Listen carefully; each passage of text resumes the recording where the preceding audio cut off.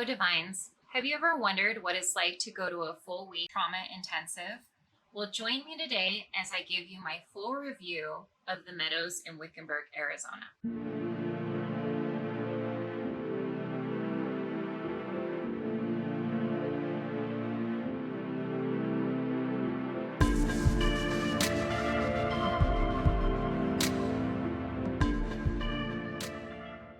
Hi everyone, my name is Alyssa. I am a twin flame and empowerment coach that specializes in trauma bonds and detachment. I actually started this channel with more of a focus on twin flames. But in all honesty, my true purpose is actually to help people in their healing journeys. The very first video that I posted on this channel was about my ayahuasca healing in Costa Rica. That, however, was my last healing intensive. Today we're going to talk about my very first one. How I found out about this place was through a book that I've mentioned many times on this channel, written by Neil Strauss, called The Truth.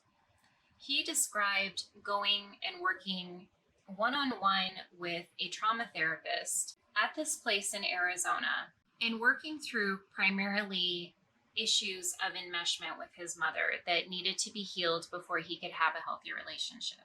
Now, he didn't mention in the book this place by name. I had to do a little bit of research on his website to find out which one he was talking about, because this place, when you get there, makes you sign a confidentiality agreement. So that's why you don't see their name in the title of this video. However, I am telling you guys the name in the video verbally in case this is something that you want to consider in your own healing journey. Really, I think the major reason for the confidentiality agreement is just because a lot of the celebrities actually go to this place for different kind of addiction treatments, and then also childhood trauma treatments, or they even have love addiction and other substance abuse addiction intensives there as well. The Meadows is a very profound place, and I highly admire the work that they do there. It was founded upon the teachings of Pia Mellody.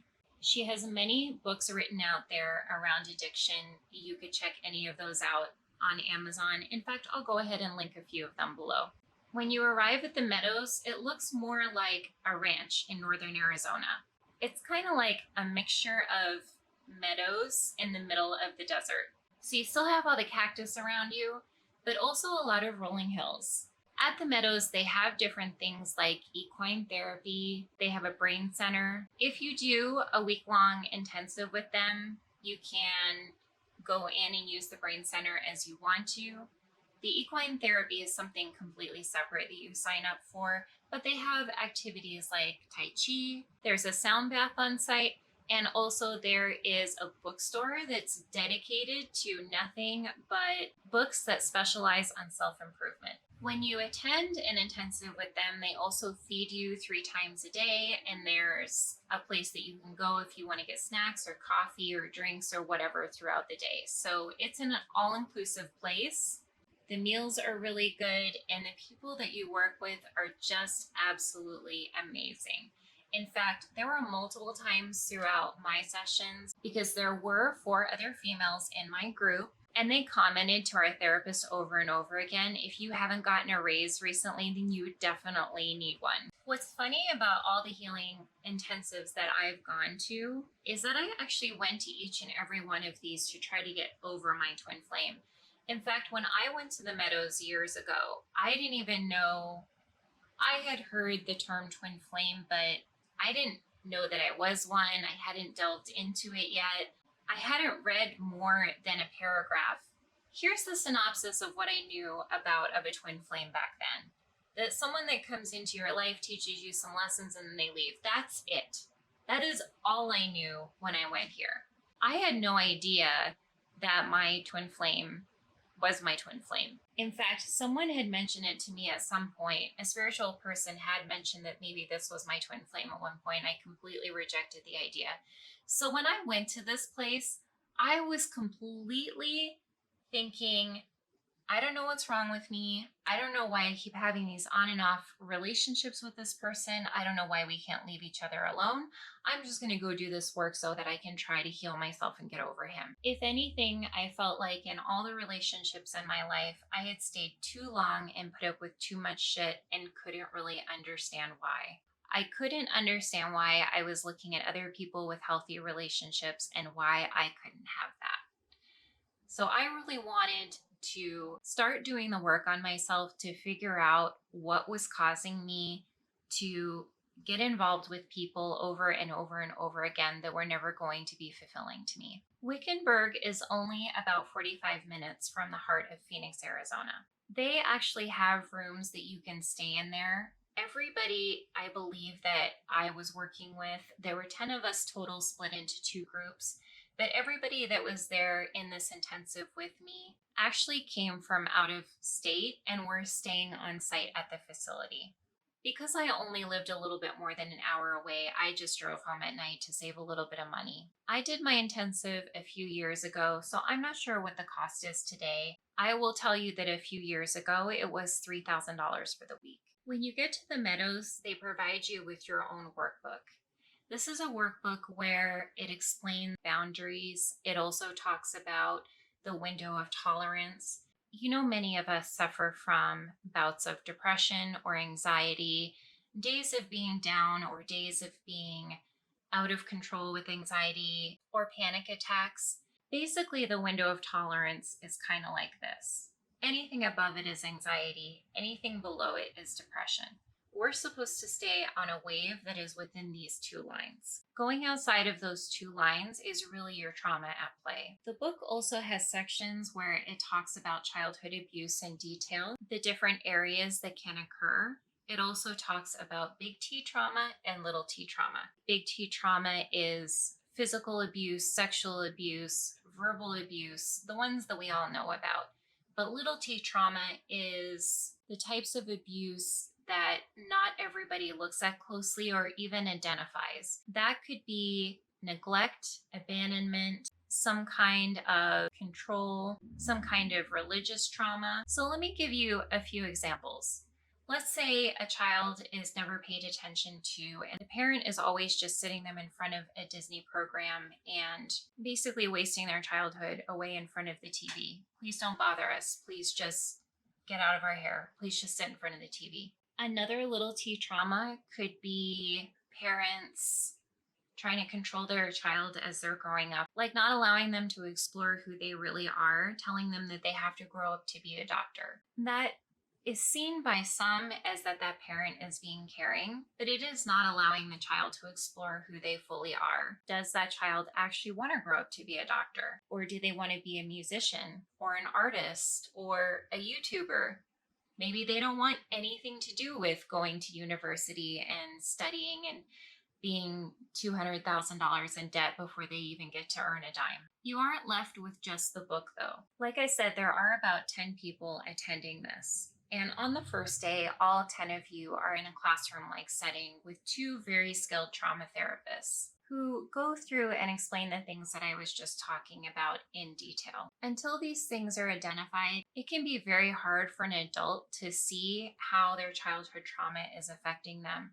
Because really, any time that their boundaries were crossed was when that little T trauma was occurring. And not everything has to come from caregivers. Abuse can come from siblings, it can come from friends, it can come from bullies on the playground, it can come from other members of the family, really anyone that child interacted with. Later on in the first day, after you've done the classroom setting and they've gone through the basics of childhood trauma, then we're actually split into 2 groups. Each group has 5 working with one of the trauma therapists. In my group, there was a doctor from Texas, a stay-at-home mom from back east, and you guys may not believe this one. There was a woman in my group who was a full-blown avoidant.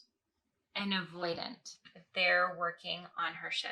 And then the last woman in my group was actually a sex therapist at the Meadows, because it is actually a requirement for a single addiction specialist, therapist, can't remember their titles at the moment, but every single professional that works at the Meadows has to go back and do this very childhood trauma intensive that we're talking about today. And you might think, well, if she's already a sex rehab addiction therapist, gone to school for this stuff, then she wouldn't have any problems.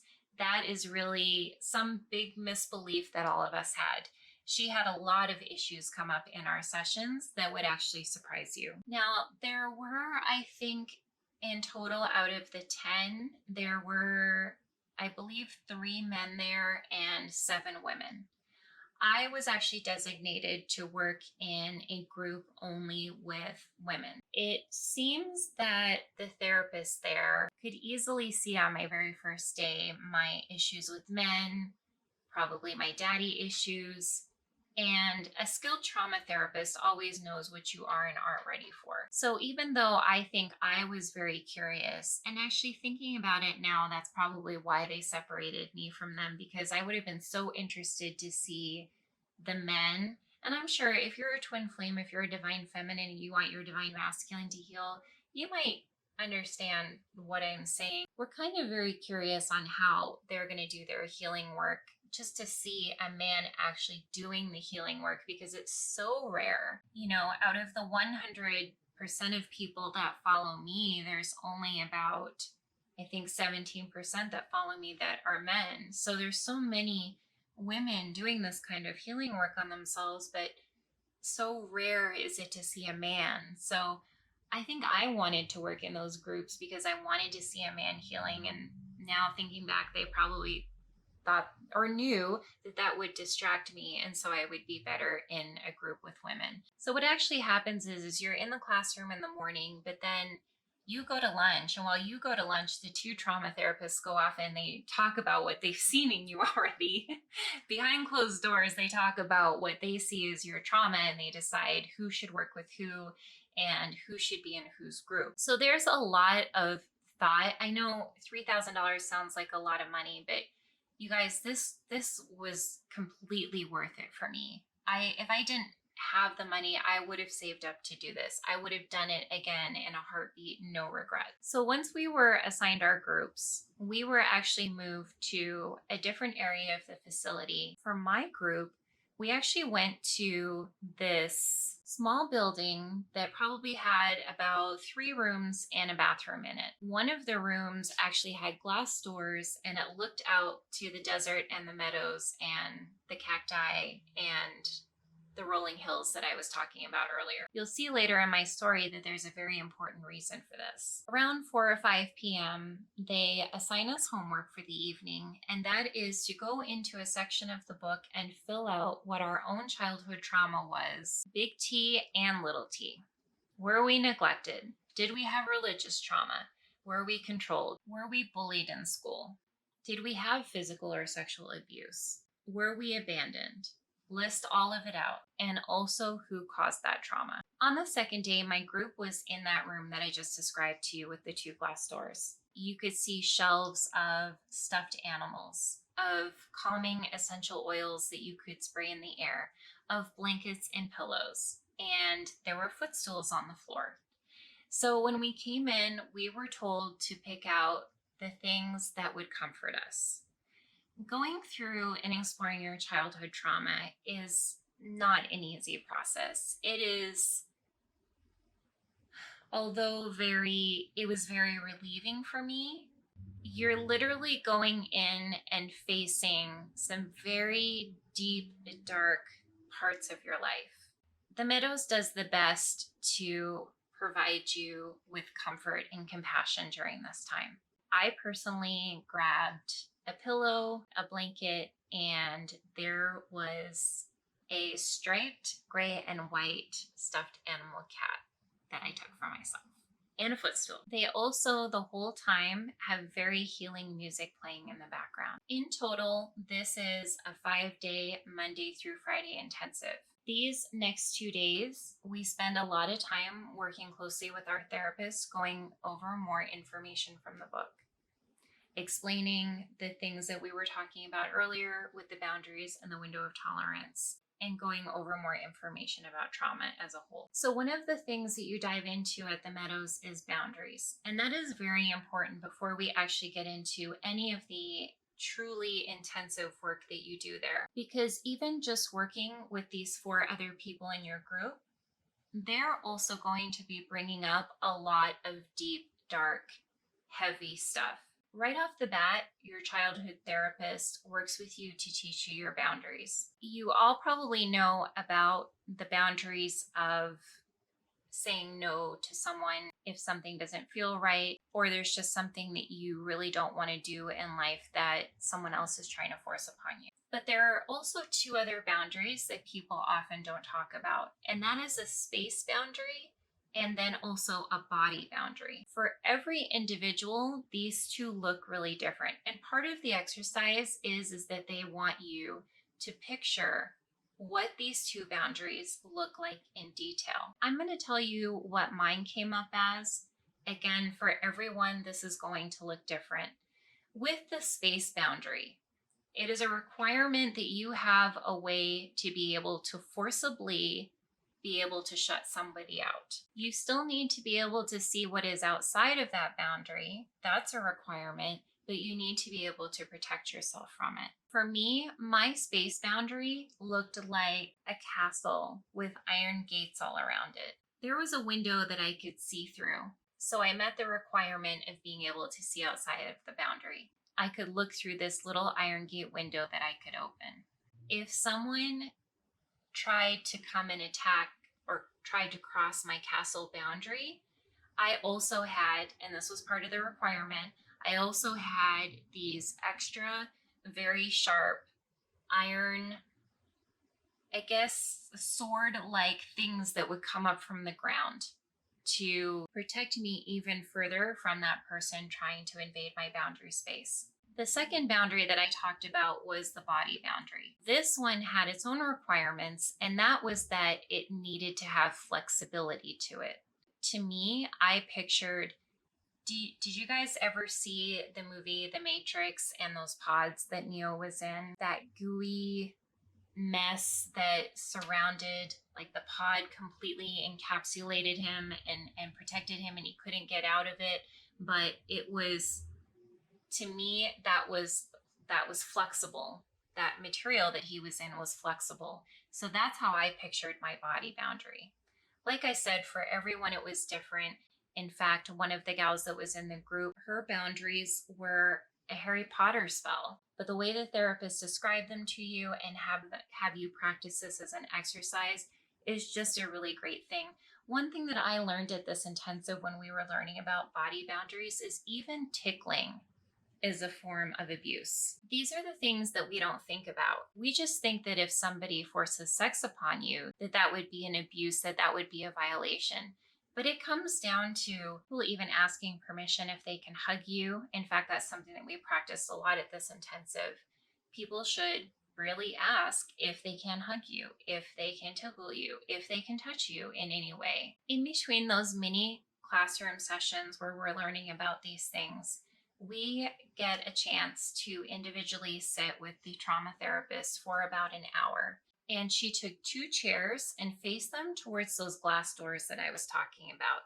Because as you begin to actually tell, and your group, the rest of your group is actually sitting behind you, there is a part where the trauma therapist does a quick boundary exercise and asks everybody to put their boundaries in place while this other person goes through their trauma story. The reason for sitting in front of the glass doors and facing them is so that all the bad energy can go out that way and not come back towards you or affect any of the people sitting behind you. At this point, the trauma therapist has that chart in front of them, the chart that you filled out the first night that you went home and filled out all your different kinds of abuse. This is a very, very highly skilled therapist who knows exactly what to ask to show you how your trauma affected you. While you're sitting in this chair, you have your comfort items with you. So your pillow, your blanket, if you picked up a stuffed animal, your calming sprays, whatever, you have all of that with you. So an interesting part about my story, probably the part that made me cry the hardest, was that my trauma therapist identified that the only thing that I felt like I had as a little girl were my cats. That was the only source of love that I have. So it's not surprising that when I went into the room, I picked up this little stuffed animal cat. What I think is very important about doing intensives like this is one place where it's all about you. Whatever happened to you is completely highlighted, and there is a caring person sitting there in front of you, making you probably feel more cared for than you ever have in your life. That is what happened for me. I walked away dumbfounded from that 60 to 90 minutes sitting in front of that therapist. And I was like, so that's what it feels like when someone cares about you.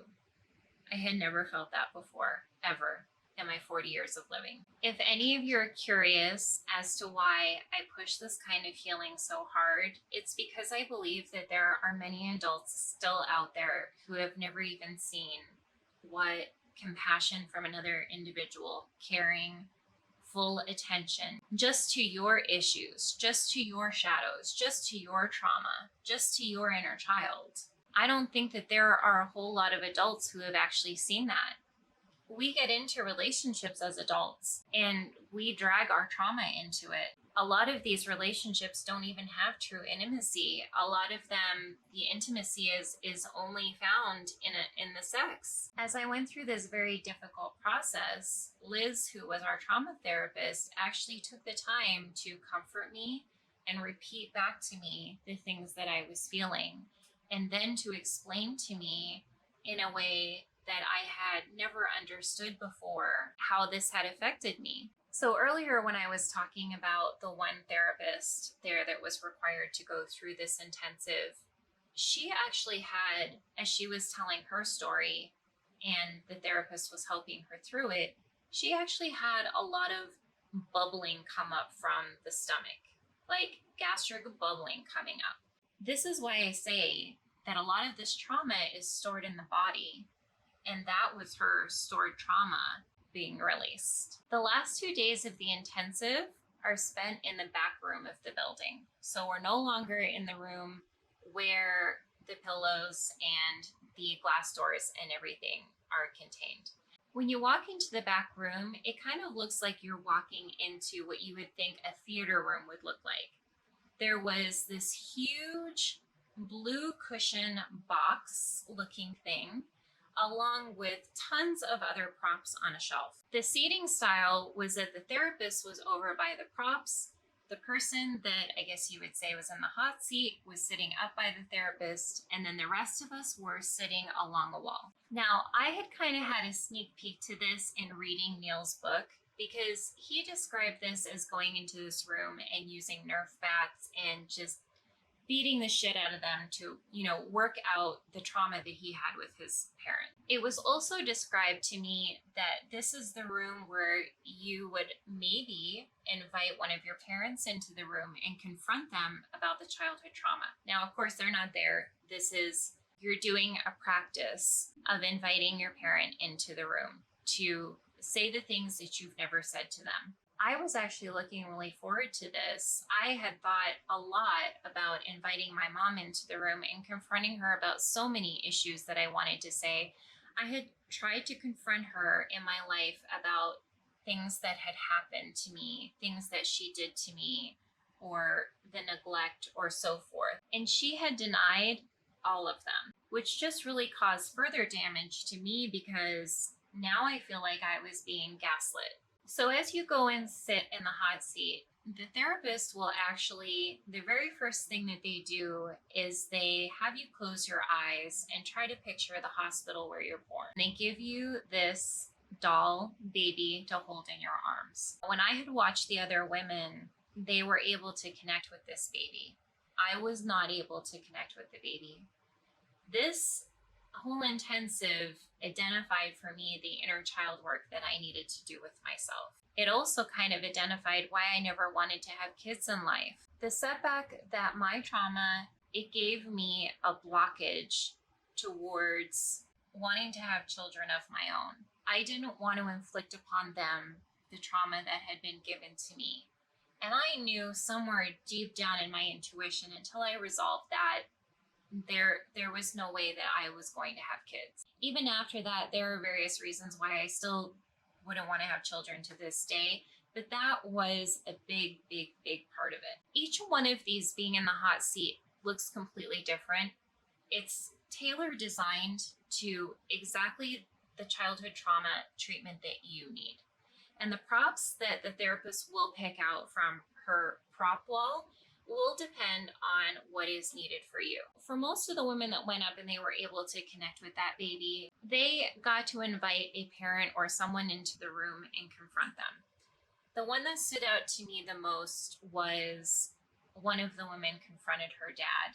This is an activity that will involve crying, pounding on something, getting the body moving while that trauma coming up is the somatic release that we all need to get that trauma out of our body. The gal that went first, they ended up bringing out that big blue box that I described, that big cushiony thing, and she ended up beating just the living shit out of that thing. And it was all her aggression towards her father. Now I'll tell you guys about my experience. As I said, I couldn't connect with my baby self in my arms. What happened next was that the trauma therapist wanted me to talk about myself. Very surprisingly, because I never would have known or seen this without going to this intensive. It turns out, and it was highlighted at this intensive, that I was carrying a lot of shame about myself. I was very heavily into coping mechanisms like drinking a lot of wine, smoking cigarettes. I even was battling a 14-year addiction with the sleeping aid called Ambien. When they asked me to describe myself, it was nothing like how I would describe myself today. Today, I might describe myself as ambitious, confident, wanting to help others, being empathetic, being driven, being creative, and probably discussing all the things that I love in my life. Surprisingly, at this intensive, that is not what came up at all. I highlighted, in fact, I couldn't hold back, but talk about all the negative things about myself. So in my experience, she pulled out a bunch of note cards and had me write each and every one of these things about myself, one per card. Then she had me tape all of these things to my body. And then she had me look down at my body and look at all these cards. You guys, I had no idea that I was carrying all of this shame and negativity and low self-worth about myself. No idea at all. Next, she picked someone else out. And a big thing at the Meadows is that when the therapist sees that they need somebody else to role play in your experience, they will ask if someone else wants to join in. So one of the other women came in and she was asked to play my inner child. We were asked to walk around the room with her in front of me. After we did that, the therapist identified to me that this is how I was spending my life, with my inner child leading my life. My inner child making decisions about who I would be in a relationship with, what activities I would do that day, what coping mechanisms I would use to get through my life, how I would act with other people.